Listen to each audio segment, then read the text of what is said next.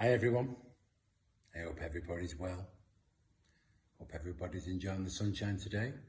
We've had a bit of rain lately, which is actually refreshing.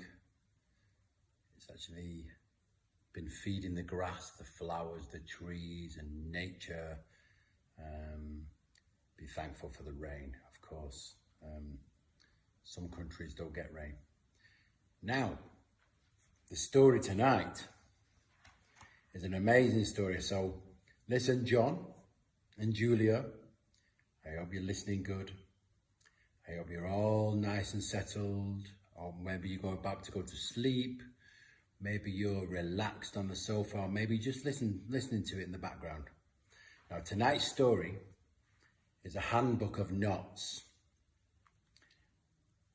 No, it's not really. I was only joking. I don't know how this got taken out of the bedroom. I have no idea. Anyway, the story tonight is The Snail and the Whale by Julia Donaldson and Alex Scheffler. And this is a great story and my kids love it and I really hope you enjoy it. So sit back, listen, relax and enjoy yourself, okay? This is a tale of a tiny snail and a great big grey blue humpback whale. This is a rock as black as soot, and this is a snail with an itchy foot. The sea snail slithered all over the rock and gazed at the sea and the ships in the dock. And as she gazed and sniffed and sighed, the sea is deep and the world is wide. How I long to sail, said the tiny snail.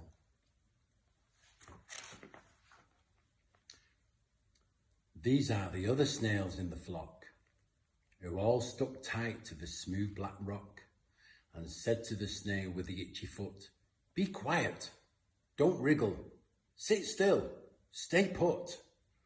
But the tiny sea snail sighed and sniffed, then cried, "I've got it, I'll hitch a lift." This is the trail of the tiny snail, a silvery trail that looped and curled and said, "Lift wanted around the world." Look, the snail made that slither with its slime. You want to lift around the world, and why not? What an adventure. This is a whale who came one night when the tide was high and the stars were bright, a humpback whale immensely long, who sang to the snail a wonderful song of shimmering ice and coral caves and shooting stars and enormous waves. And this is the tale of the humpback whale. He held it out of the starlit sea and said to the snail, "Come sail with me." This is a sea so wild and free that carried the whale and the snail on his tail to towering icebergs and far off lands with fiery mountains and golden sands. Ooh, golden sands, I fancy that. These are the waves that arched and crashed, that foamed and frolicked and sprayed and splashed the tiny snail on the tail of the whale. These are the caves beneath the waves, where stripy fish with feathery fins and sharks with hideous toothy grins swam round the whale and the snail on his tail. Sharks. This is the sky so vast and high, sometimes sunny and blue and warm, sometimes filled with a thunderstorm, with zigzag lightning flashing and frightening the tiny snail on the tail of the whale. And she gazed at the sky, the sea, the land, the waves and the caves and the golden sand. She gazed and gazed, amazed by it all, and she said to the whale, "I feel so small."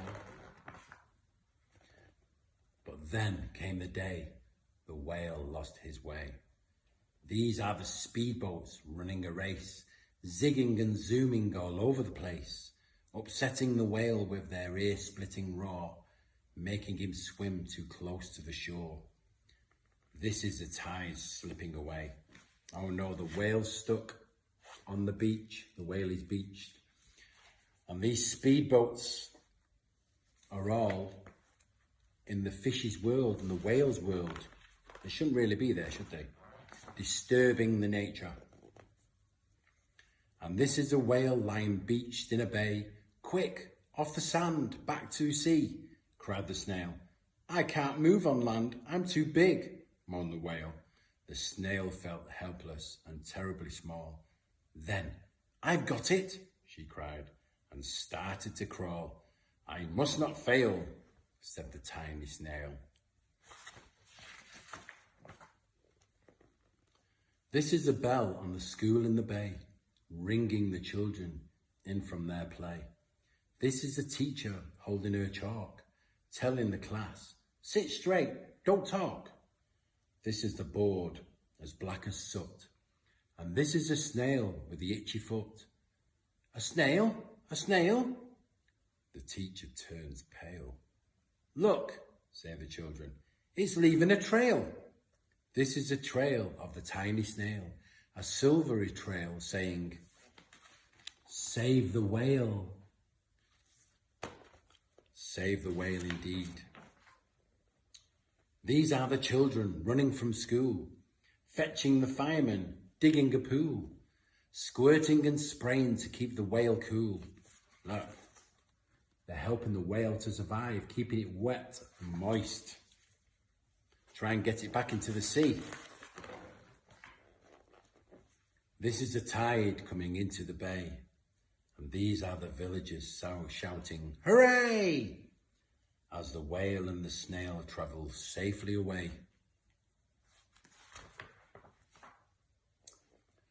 Back to the dock and the flock on the rock, who said, how time's flown, and haven't you grown? And the whale and the snail told their wonderful tale of shimmering ice and coral caves and shooting stars and enormous waves, and how the snail, so small and frail, with her looping, curling, silvery trail, saved the life of the humpback whale. Then the humpback whale held out his tail, and on crawled snail after snail after snail. Look, they're all getting onto the back of the whale's tail. Maybe they want to travel the world. And they sang to the sea as they all set sail on the tail of the grey blue humpback whale.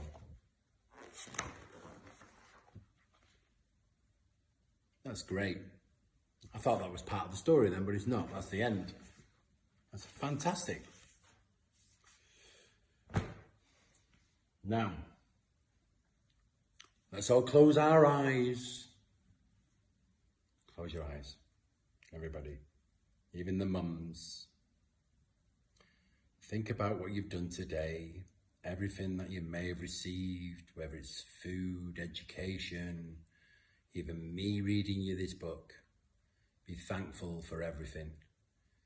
Be thankful that we're healthy and we're living, and some people are not as lucky as us, and some people may be poorly. Be thankful for being healthy.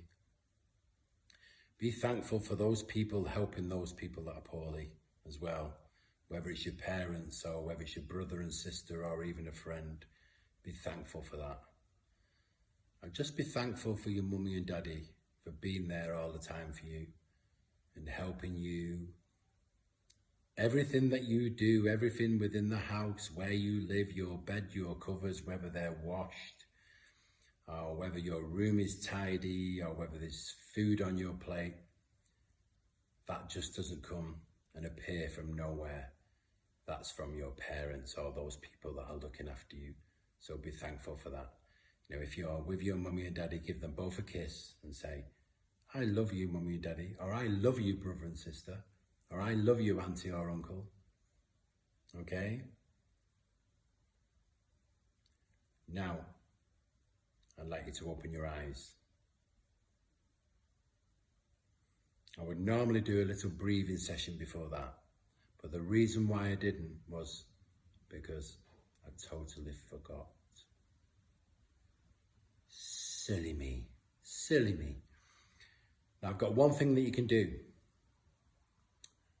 I was thinking about it before I read the book, and I was thinking, yes, you can go and help your mummy and daddy and tidy things. You can still do that, and you should do that if you're old enough.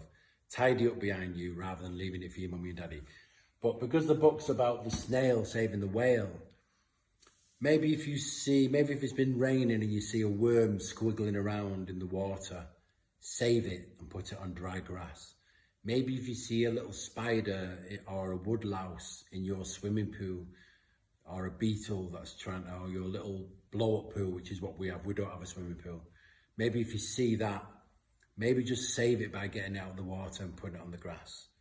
Just maybe save a little insect's life, and it make you feel better. That's what I always do anyway. I always save little insects out of the pool or wherever I see them if they're struggling. Okay, keep that in mind, and maybe do that tomorrow when you wake up before school or after school.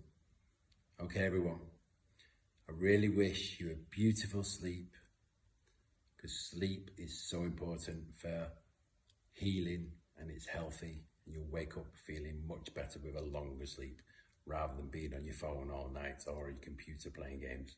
Get some sleep, okay? Good night, everyone.